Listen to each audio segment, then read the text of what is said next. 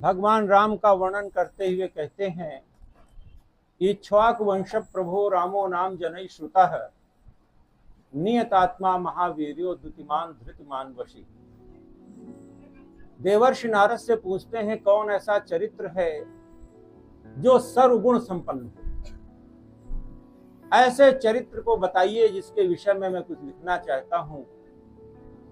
देवर्षि नारद बता रहे हैं महर्षि वाल्मीकि को कि इक्ष्वाकु वंश प्रभो रामो नाम जनैः श्रुतः, एक ऐसा चरित्र है जो सर्वगुण संपन्न है, जिसके चरित्र में कहीं कोई न्यूनता नहीं है। ऐसे भगवान राम का वर्णन देवर्षि नारद कर रहे हैं, जिसको महर्षि वाल्मीकि शब्द दे रहे हैं।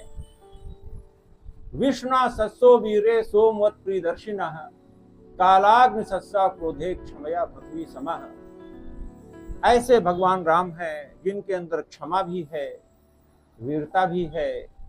सोमवत् प्रियदर्शिनः, चंद्रमा के समान प्रिय दर्शन देने वाले हैं। सूर्यवंश में भगवान राम अवतरित हुए। महाकवि कालिदास जब रघुवंश का प्रणयन कर रहे हैं तो लिखते हैं, क्व सूर्य प्रभो वंशः क्व चाल्प विषयामति तितीर्ष दुस्तरम मोहा डुड्डुपेनास्मि सागरम। भगवान राम कहां पर सूर्य और कहां हमारी विषयों में आसक्त मति। ऐसे महापुरुष का ईश्वरावतार का जब मैं वर्णन कर रहा हूं तो उनके चरित्र रूपी सागर में हमारी बुद्धि रूपी कागज की नौका चल रही है। ऐसा संस्कृत के बड़े कवि, जिनके विषय में कहा जाता है, पुरा कवि नाम गणना प्रसंगे कनिष्ठ काधिष्ठति कालिदास। ऐसे बड़े कवि कालिदास जो साक्षात सरस्वती के अवतार थे।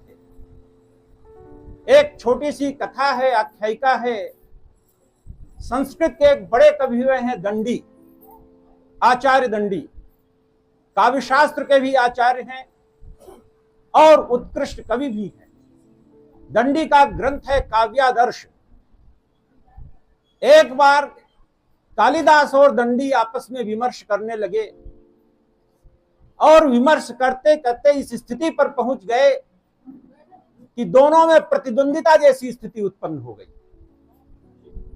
दंडी कहने लगे, मैं बड़ा कवि हूं। विनम्रता से कालिदास ने भी कहा, मैं भी कोई छोटा कवि नहीं हूं। दोनों लोगों में जब यह विमर्श हो रहा था तो उसी समय एक कोई विदुषी महिला, हमारे यहाँ पर विदुषी महिलाएं जो कि शास्त्रार्थ का निर्णय करती थी, आचार्य शंकर का और मंडन मिश्र का जब शास्त्रार्थ हुआ तो भारती ने निर्णय किया। तो उस विदुषी महिला ने कहा कि काव्य शास्त्र विनोदेन कालो गच्छति धीमता। मैं बहुत विद्वान तो नहीं हूं, लेकिन काव्य शास्त्र के विनोद में हमारा समय जाता है। शास्त्र कहता है कि जो सत्पुरुष होते हैं उनका समय काव्य और शास्त्र को पढ़ने में जाना चाहिए। काव्य शास्त्र विनोदेन कालो गच्छति धीमताम व्यसनेन च मूर्खाणाम निद्रया कलहेनवा। और जो मूर्ख होते हैं उनका समय निद्रा में व्यतीत होता है या कलह में, लड़ाई झगड़े में व्यतीत होता है। और जो सत्पुरुष होते हैं उनका समय सत्संग में व्यतीत होता है, सत्कार्यों में व्यतीत होता है। तो उस महिला ने एक समस्या पूर्ति दी कालिदास को और दंडी को। समस्या पूर्ति बड़ी कठिन दी उसने। कहा, वचो जीवित यो आसीत बहिर्निसरणे रणा। कि एक बार वाणी और प्राण में युद्ध हुआ। वचो माने वाणी, जीवितो माने प्राण, इनके बीच में युद्ध हुआ। वाणी और प्राण में कब युद्ध होता है और कौन पहले निकलता है? प्रश्न बड़ा कठिन था। दंडी आचार्य थे, उन्होंने ये समस्या पूर्ति को शब्द दिए, भाव दिया। कहा, नवीन दीन भावस्य याचनामस्य देहिनः वचो जीवितो रासीत बहिर्निसरणे रणा। जैसे किसी व्यक्ति ने अपने जीवन में किसी से कुछ मांगा नहीं, कभी कोई याचना नहीं की। आज वो भूखों के मारे क्षुधाग्रस्त हो गया है, प्राण निकल रहे हैं। अन्न होय प्राणः, अन्न ही प्राण है, बृहदारण्यक उपनिषद कहता है। और प्राण आदेश देते हैं वाणी को कि जा करके किसी से कुछ मांग लो, याचना कर लो। वाणी कहती नहीं, मैंने जीवन में आज तक किसी से कुछ नहीं मांगा, तुम भले ही निकल जाओ, मैं मांगूंगी नहीं।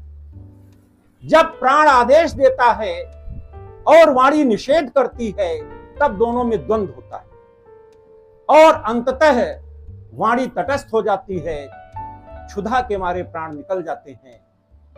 ऐसी समस्या पूर्ति आचार्य दंडी ने की। जब कालिदास की बारी आई, कालिदास श्रृंगार के भी कवि हैं, उन्होंने एक प्रवासजन्य विरह का उदाहरण दिया। हमारे यहां विरह की 4 दशाएं होती हैं: पूर्व राग, मान, प्रवास और करुणा। भगवान राम जब सीता को खोज रहे हैं, वो करुणा की स्थिति है। हे खग मृग हे मधुकर श्रेणी, तुम देखी सीता मृग नैनी। ये करुणा की चरम स्थिति है। कालिदास ने प्रवासजन्य विरह का उदाहरण दिया कि यामीति प्रियपृष्टायाः कांतायाः कष्ट वर्तमनि वचो जीवितयोर आसीत बहिर्नि शरणे रणा। कि जैसे किसी नवविवाहिता का, नवपरिणीता का पति परदेश जा रहा है और अपनी पत्नी से कहता है कि प्रिय मैं जा रहा हूं। पत्नी कहना चाहती है जाओ, लेकिन प्राण कहने नहीं दे रहे। जब वाणी कहना चाह रही है और प्राण कहने नहीं दे रहे, तब दोनों में द्वंद्व होता है। अंततः पति चला जाता है और वियोग में प्राण निकल जाते हैं। ऐसा समाधान कालिदास ने किया। अब निर्णय उस विदुषी महिला को करना था। उसने निर्णय में जो उत्तर दिया कि कबीर दंडी कबीर दंडी कबीर दंडी न संशया, कि निश्चय ही दंडी बड़े कवि। कालिदास स्तब्ध थे। उन्होंने प्रश्न किया, तो को हम, अगर दंडी कवि हैं तो मैं क्या हूं? इसका भी उत्तर मिलना चाहिए। वो स्त्री कालिदास को देखती रही। कहते हैं साक्षात वीणापाणी सरस्वती प्रकट हुई। उन्होंने कहा, वत्स तोय में माम की तनु, हे बेटा तुम मेरा ही स्वरूप हो। कालिदास की प्रतिभा को वो स्त्री नहीं समझ पा रही थी, उस स्तर तक नहीं पहुंच पा रही थी। दंडी की व्याख्या उसने कर दी, लेकिन कालिदास इतने बड़े कवि हैं। और इतना बड़ा कवि जब भगवान राम के चरित्र का गुणानुवाद कर रहा है, तो कहता, क्वसूर्य प्रभो वंशः क्वचाल्प विषयामति तितीर सुदुस्तरम मोहा डुड्डुके नास्मि सागरम। कि भगवान राम का यश रूपी सागर में हमारी बुद्धि रूपी कागज की नौका चल रही। मंदः कव्यशः प्रार्थी गमिष्यामप्य हास्यताम प्रांशु लभ्ये फले लोभात उद्बाहुरी वामना। तो मैं मंद बुद्धि वाला कवि वर्णन करने चला रघुवंश का। जैसे कोई बड़े व्यक्ति के द्वारा पाने योग्य फल को कोई बौना हाथ उठाए खड़ा हो, ऐसी मेरी स्थिति। ऐसा भगवान राम का चरित्र है। वो हमारे साहित्य के, काव्य के भी नायक हैं, हमारे मनमानस के भी नायक हैं। और आप देखिए कि जब बच्चा पैदा होता है, विद्यारंभ संस्कार होता है, हम लोग तो उस पार्टी के पढ़े हुए हैं कि जहां पर राम ही पहले लिखाया जाता था। रमेश रंजन की बहुत अच्छी पंक्तियां हैं। कोई कहता है धमधाम सत्य है, कोई कहता है अर्थकाम सत्य है, लेकिन जब राम निकल जाते हैं स्तन की अयोध्या से, तो लोग कहते हैं राम नाम सत्य। वो राम का नाम सत्य है। ऐसे सूर्यवंश के गोस्वामी जी, जिनको कहते हैं सूर्यवंश अवतंस भानुकुल केतु, भानुकुल सूर्यवंश के केतु हैं, ध्वज हैं भगवान राम। ऐसे भगवान राम का वर्णन कुछ शब्दों के माध्यम से कल किया गया, अपनी अल्पमत के द्वारा मैंने किया। 9वें स्कंद में दूसरा वंश आता है चंद्रवंश। भगवान राम का जब आविर्भाव हुआ, रामचरितमानस में आप लोग पढ़ते हैं, मध्य दिवस अति शीत न घामा पावन काल लोक विश्रामा। ठीक 12 बजे रामनवमी के दिन ठीक 12 बजे हम लोग भगवान राम का प्राकट्योत्सव मनाते हैं। भय प्रकट कृपाला दीन दयाला कौशल्या हितकारी हर्षित महतारी मुनिमनहारी अद्भुत रूप विचारी। सूर्य के वंश में क्योंकि भगवान पैदा हुए, इसलिए दिन में उनका अवतार। और ठीक 12 बजे जब सूर्य अपने पूरे सामर्थ्य पर होता है, अपनी चरमावस्था पर होता है, चंद्रमा ने भगवान से अनुनय किया कि भगवान हमारा क्या दोष है,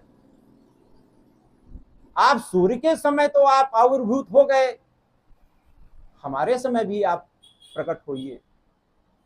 तो आप देखिए द्वापर में वही भगवान ठीक 12 बजे अर्धरात्रि में, ठीक 12 बजे दोपहर में भगवान राम का प्राकट्य हुआ और ठीक 12 बजे रात में भगवान कृष्ण का अवतार।